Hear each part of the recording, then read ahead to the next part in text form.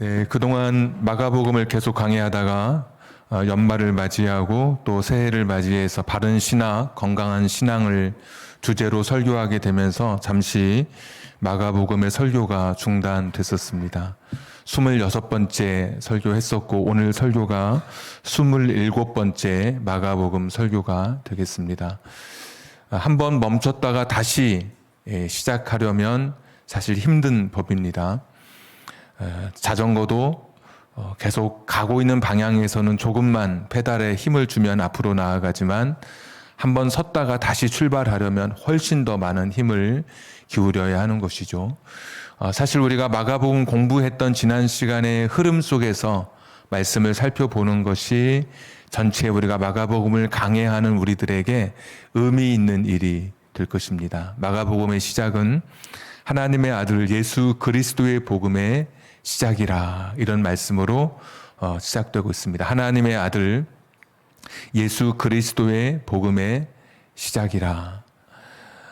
우리 성경에는 그렇게 되어 있지만 헬라어에 보면 아르케라고 하는 단어, 시작을 뜻하는 아르케라고 하는 단어가 먼저 첫 머리에 놓여 있게 됩니다.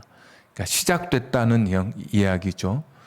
어떤 일이 일어났어 라고 하는 이야기로 시작됩니다.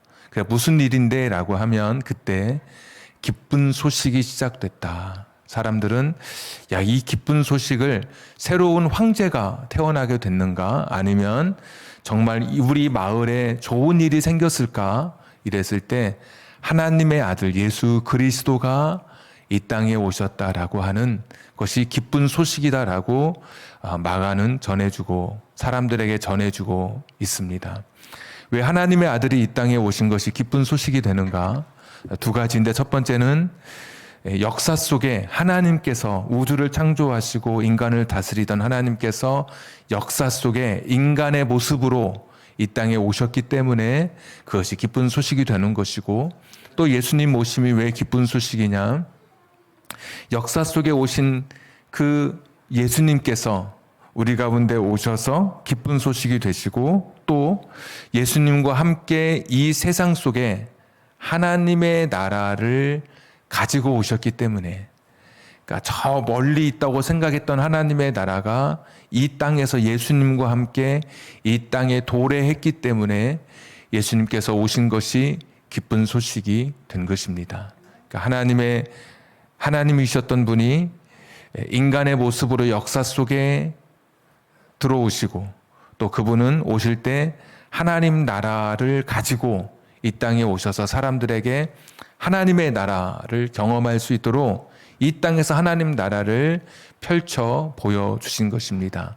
예수님 보여주셨던 하나님의 나라는 어떤 나라였는가? 우리가 쭉 말씀을 살펴봤지만 따뜻한 나라였습니다. 국률의 나라였고 사랑의 나라였고 힘없고 별 볼 일 없는 사람들 그런 사람들을 만나주시면서 중풍병자, 나병 환자처럼 절망하고 내일을 소망하지 못하던 사람들에게 미래를 전망할 수 있도록 길을 열어주시고 약값이 없어서 제대로 치료받지 못했던 사람들을 찾아다니시면서 우리가 다른 마을로 가자 찾아다니시면서까지 그들을 품어주셨던 그런 하나님이셨습니다.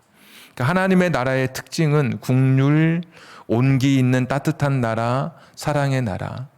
한 나라가 시작되면 그 나라의 지도자가 펼치는 정책을 보면 그 나라의 정체성을 알게 되는데 예수님의 하나님 나라는 고관대작을 만나서 술잔을 기울이거나 상견례를 하면서 그 나라의 정사를 의논하는 것이 아니라 힘없고 가난하고 사람들에게 신분적으로 차별받았던 사람들을 만나주시는 그런 나라, 하나님의 나라를 우리에게 보여주셨습니다. 사람들이 이분이면 좋겠다, 우리 왕으로.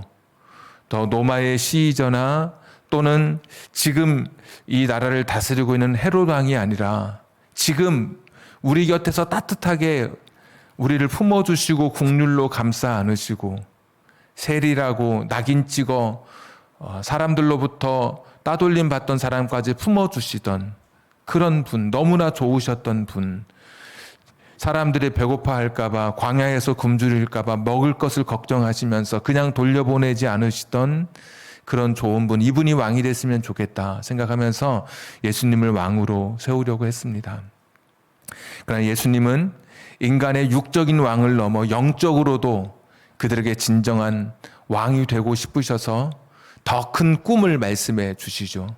나는 힘으로 왕이 되는 것이 아니라 십자가에서 죽음으로 나는 왕이 되는 존재이다.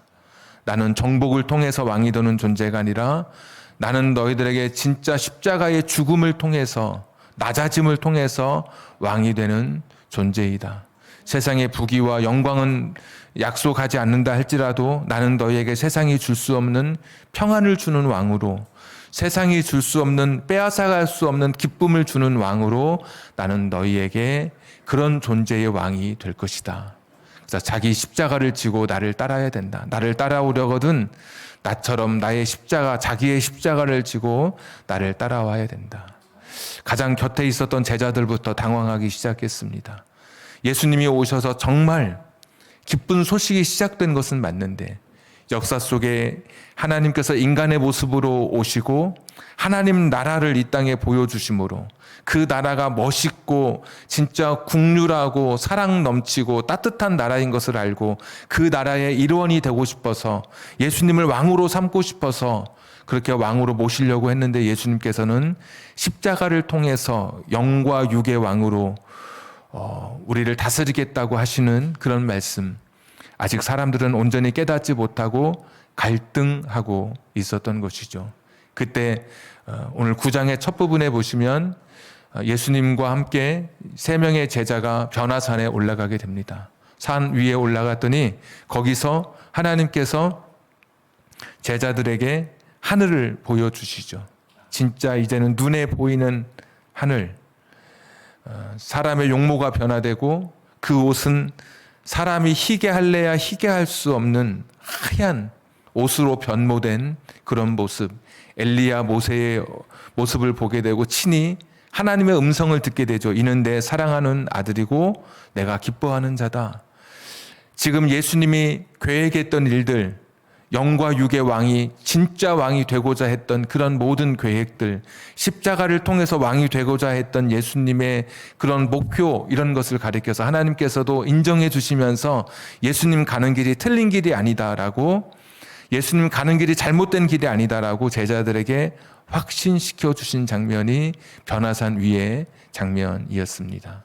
변화산까지 우리가 숨가쁘게 달려왔지만 진짜 왕으로 오셔서 우리와 함께 십자가를 통해서 영원한 생명을 주시고 그 영광의 나라에 참여하게 하시려고 예수님께서 지금 예루살렘을 향해서 십자가를 향해 가는 그 길목에서 변화산에서 하나님 나라를 보면서 제자들로 하여금 예수님을 의심하지 말고 진짜 기쁜 소식 예수님 붙들고 예수님과 함께 하나님 나라를 누리라고 하는 그런 메시지가 변화산 위에서 들려온 메시지였습니다. 그리고 오늘 우리가 읽고 있는 본문이 이제 그 변화산에서 내려온 이후의 이야기가 됩니다. 그래서 마가복음 9장은 구조적으로 보면 산 위의 이야기와 산 아래의 이야기로 나뉘어서 생각해 볼 수 있습니다. 산 위의 이야기는 내려온, 이 땅에 내려온 천국의 모습이었는데 산 위에서 해야 될 것은 무엇인가?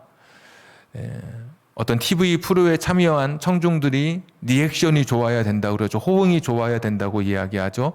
어떤 사회자가, 어떤 강연자가, 어떤 패널이 어떤 이야기를 하면 박수를 잘 친다든지 고개를 끄덕인다든지 추임새를 넣는다든지 이런 것이 필요한 것처럼 산 위에 하늘을 바라보았을 때에 그들이 해야 할 일들이 있다면 환호죠. 와, 멋지다. 경탄, 놀라움, 대단하다. 와, 진짜 감사하다. 진짜 기쁘다. 그냥 박수치고 환호하고 기뻐하면 되는 것이죠. 산 위에서. 그래서 베드로 같은 경우도 실제로 여기 있는 것이 좋습니다. 내려가고 싶지 않습니다. 이곳에서 초막을 짓고 여기서 영원히 살고 싶습니다. 그것만 하면 되는 것이죠. 하늘은. 산 위는 그것이라면 산 아래에서 해야 될 일은 무엇인가? 산 아래에 내려왔더니 한 아버지가 귀신 들린 아이를 데리고 제자들을 만나고 있었습니다. 고치지 못해서 제자들이 끙끙대고 있었고 그로 인해서 일어난 일들을 우리가 읽고 있는 말씀입니다. 산 아래 어떤 일이 있었는지 14절, 16절 보시면 똑같은 단어가 반복되고 있는 단어가 변론입니다. 변론. 산 아래에는 시끄럽습니다. 내가 옳고 네가 그르고 내 주장이 더 합당하고 너의 주장은 근거가 없고 이런 산 아래에는 벌써 시끄럽기 시작하죠. 그리고 17절 보니까 산 아래에 있었던 그런 사건 중에 한 이야기가 귀신 들린 내 아들인데 17절에 말을 못하고 18절에 거꾸러지고 거품을 흘리고 이를 갈고 파리해지고 말라가기 시작하고 20절에 경련을 일으키고 아이가 땅에 엎드려져서 뒹구르게 되고 구르고 거품을 흘리게 되고 산 아래에 이런 현실을 그대로 보여주고 있습니다. 사람들이 혼란스럽기 시작하고 사단이 압도하고 사단이 지배하는 세상 속에서 사람들은 고통받으며 인간의 한계 앞에 절망하고 있는 것이죠. 왜 못 고쳐줍니까? 고쳐주십시오. 그러나 고치지 못하고 있는 이런 인간의 한계, 절망, 이것이 산 아래의 이야기입니다. 오늘 이 아버지가 이렇게도 고백합니다. 22절에 그러나 무엇을 하실 수 있거든 우리를 불쌍히 여기사 도와주옵소서. 내 아들을 불쌍히 여기서 도와달라고 하지 않고 우리를 불쌍히 여겨달라고. 귀신 들린 것은 내 아들이지만 그래서 고통받고 있는 것은 내 아들이지만 내 아들이 고통받는 것을 보면서 아버지로서 부모로서 자기도 똑같이 지금 고통을 겪고 있는 것입니다. 그래서 우리를 불쌍히 여겨달라고 말할 정도로 이렇게 안타까움이 있고 눈물이 있고 고통이 있고 절망이 있고 이것이 산 아래에서 일어난 일들이었습니다. 산 아래에 뭐가 필요할까? 산 위에서는 그냥 경탄, 놀라움, 환호, 박수면 충분한데 산 아래에서는 무엇이 필요할까? 산 아래의 절망, 산 아래의 한계, 이 산 아래에서 만나는 부딪히는 인생의 문제 앞에 우리가 가져야 할 것은 무엇인가? 오늘 예수님께서 두 가지를 말씀해 주고 계십니다. 첫 번째는 믿음입니다. 믿음. 오늘 이 아버지는 산 아래의 한계를 극복해내고 싶었던 사람입니다. 그래서 예수님이 내려오시자마자 22절에 무엇을 하실 수 있거든 우리를 불쌍히 여겨주십시오. 산 아래의 이런 절망에서 극복하고 싶었습니다. 넘어서고 싶었습니다. 그때 예수님께서 23절 예수께서 이르시되 할 수 있거든이 무슨 말이냐 믿는 자에게는 능히 하지 못할 일이 없느니라 하시니 여러분 굉장히 좋아하는 말씀이시죠. 할 수 있거든이 무슨 말이냐 믿는 자에게는 능치 못한 일이 없다. 할 수 있는데 못할 게 뭐냐 뭐 이러면서 우리가 어떤 사람들은 이 성경 구절을 벽에다 써서 붙여놓기도 하지만 그러나 이 말씀은 정확하게는 이 말씀을 우리가 암송하고 할 때 정확하게 표현하자면 이 말씀은 나에게 긍정적인 그런 마음을 갖도록 나를 독려하는 그런 말씀이 아니라 긍정적 사고방식 이런 것을 또 부정적인 것을 버리고 또 내가 할 수 있다고 자꾸 말하면 내가 말한 대로 이루어진다라고 하는 그런 자기개발적 사고방식의 이야기가 아니라 내가 할 수 있다고 생각하면 내가 믿음만 가지면 모든 것을 할 수 있다고 하는 그런 만능에 관련된 이야기가 아니라 정확하게 22절과 23절을 연결해서 생각해 보면 22절에 무엇을 하실 수 있거든 제발 우리를 불쌍히 여겨달라고 아버지가 말하죠. 그때 예수님께서 받아서 무엇을 할 수 있거든? 네가 그렇게 말했니? 야, 하나님에 대해서는 걱정하지 말고 네 믿음이나 걱정해. 하나님이 무엇을 이거 예수님께 나와서 그러는 거예요. 예수님 혹시 고치실 수 있거든 좀 내 아들 좀 고쳐주십시오. 고치실 수 있거든 내 아들 고쳐주십시오. 예수님께서 아니 내가 고칠 수 있거든 이걸 못 고친다고 생각하고 있는 거야 지금? 이런 말씀인 것이다. 믿음을 가져라. 이런 말씀이에요. 예수님께서 이 사람의 말을 그대로 받아서 인용해서 할 수 있거든? 아니 이것을 내가 할 수 없다고 지금 생각하고 있는 거야 너가? 네가 믿음을 가져라. 그러니까 예수님의 이 말씀은 할 수 있거든, 내가 할 수 있다고 스스로 생각하면 다 이루어진다는 것이 아니라, 우리가 내가 할 수 있다고 생각하면 이루어진다고 하는 그런 막 자기 암시, 최면을 걸어서 뭔가 될 것 같은 그런 것을 심어주는 말씀이 아니라, 하나님의 전능하심을 믿지 못하는 사람들에게, 이 아버지에게 하나님에 대한 것은 의심하지 말고 네 믿음이나 신경 써라. 하나님의 전능하심, 하나님의 한계는 걱정하지 말고 네 믿음이나 한번 돌아봐라. 그랬더니 24절에 곧 그 아이의 아버지가 소리를 질러 이르되 내가 믿나이다. 나의 믿음 없는 것을 도와주소서. 아, 내가 믿음이 없었구나.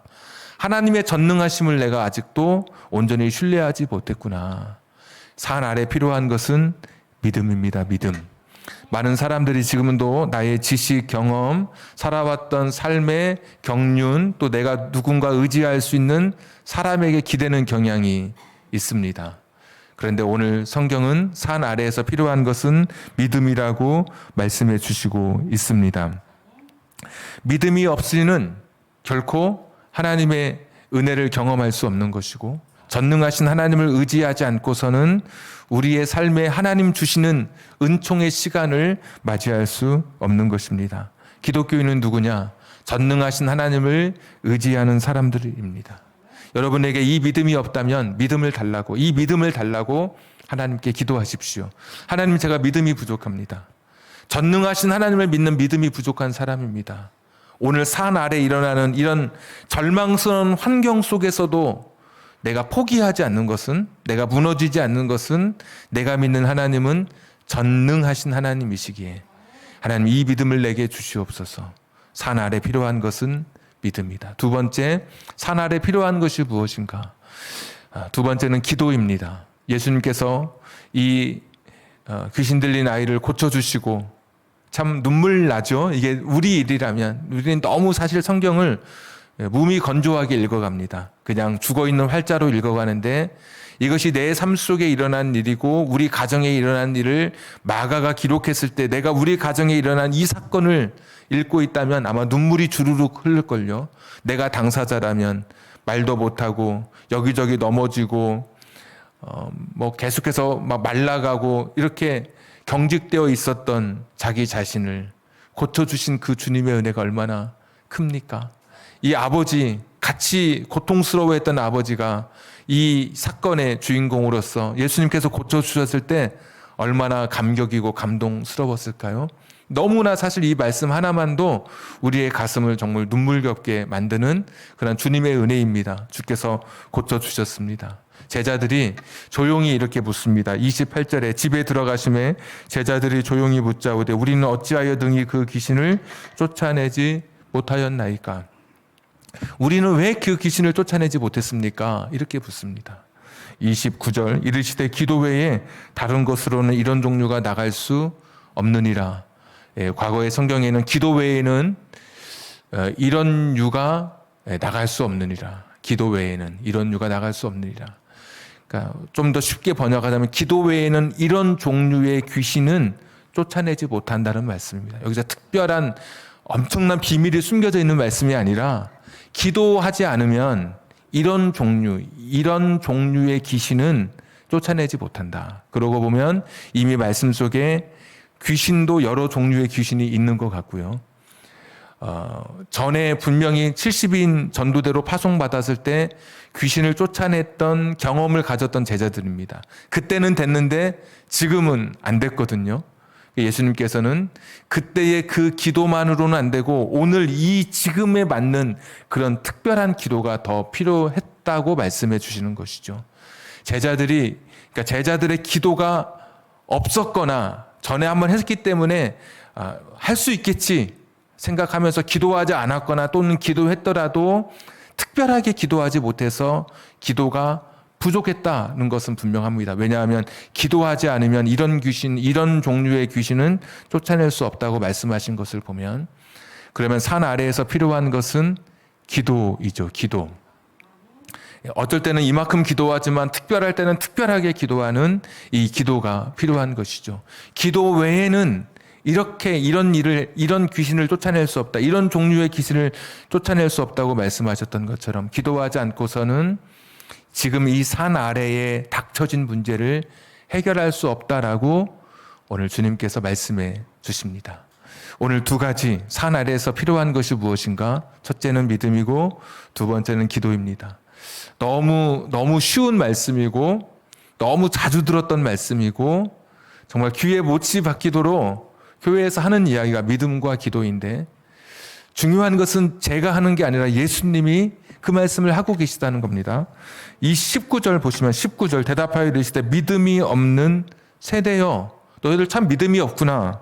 29절에 기도 외에 너희들 기도하지 않았구나 라고 말씀하시는 거예요.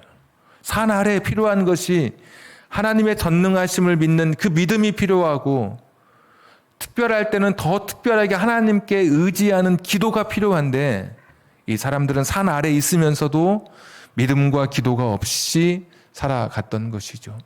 산 위에서는 박수치면 된다 그랬죠. 와, 멋지다, 대단하다, 훌륭하다, 놀라움의 연속이면 돼요. 리액션만 잘하면 되는데 산 아래에서는 처절한 믿음과 이 투쟁적인 기도가 필요한 것이죠. 믿음과 기도가 없이는 사단이 압도하는 세상에서 인간의 본성이 지배하는 세상에서 하나님 나라를 살아갈 수가 없는 거예요.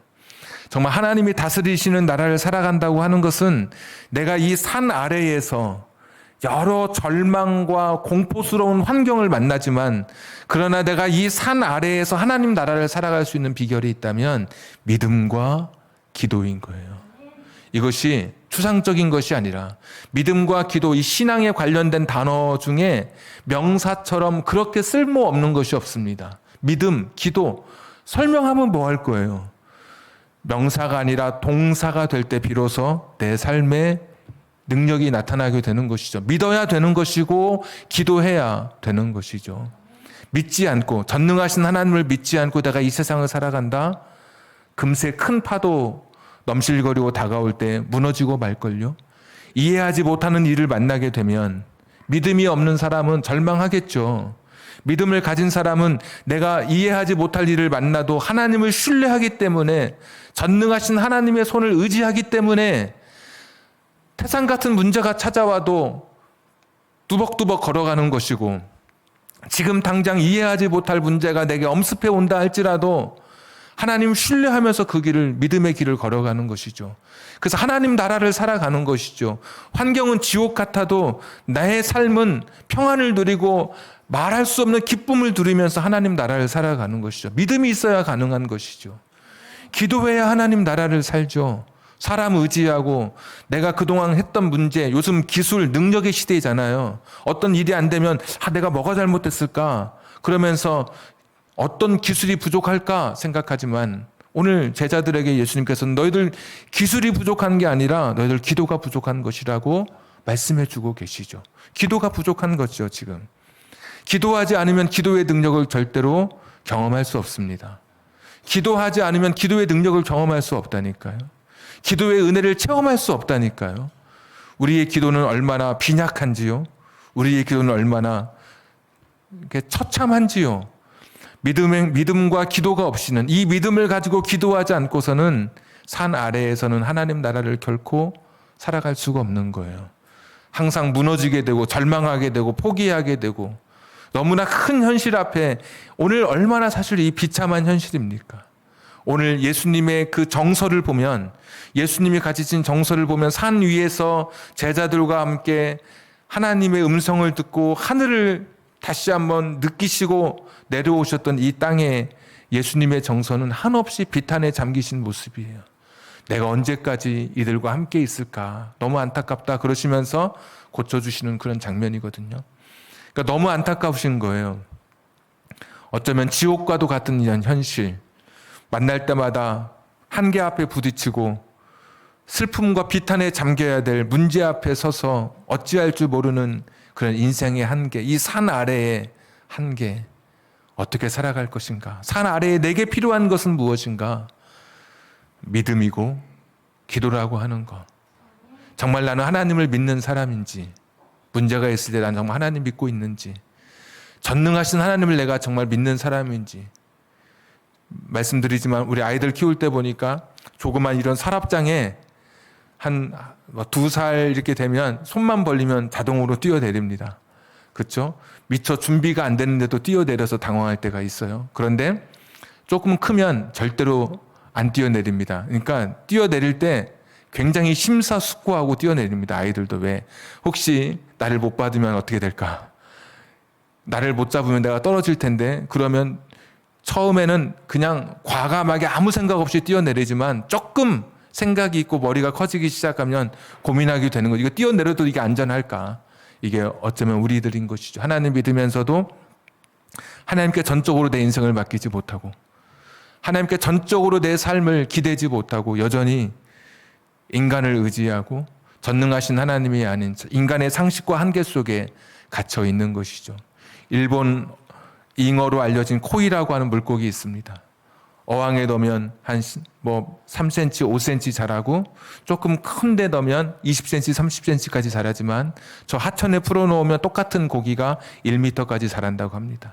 자기 주어진 환경에 맞춰 자꾸 자기를 움츠려 가게 하는 것이고, 넓은 데 가면 좀 커지게 되는 것이고, 우리의 인생은, 신앙인의 삶은 그렇지 않습니다. 스스로 좁아들거나 스스로 제한하거나 스스로 자신의 한계 앞에 자기를 가둘 필요가 없습니다. 왜냐하면 우리의 아버지는 전능하신 분이기 때문에, 나는 전능하신 하나님을 믿는 사람이기 때문에, 내가 할 수 있다고 생각해서 믿는 자에게 능치 못하는 것이 아니라 하나님이 하실 수 있기 때문에 나는 약하지만 하나님의 전능하신 하나님의 손을 붙드는 것이죠. 의지하는 것이죠. 이것이 믿음과 기도입니다.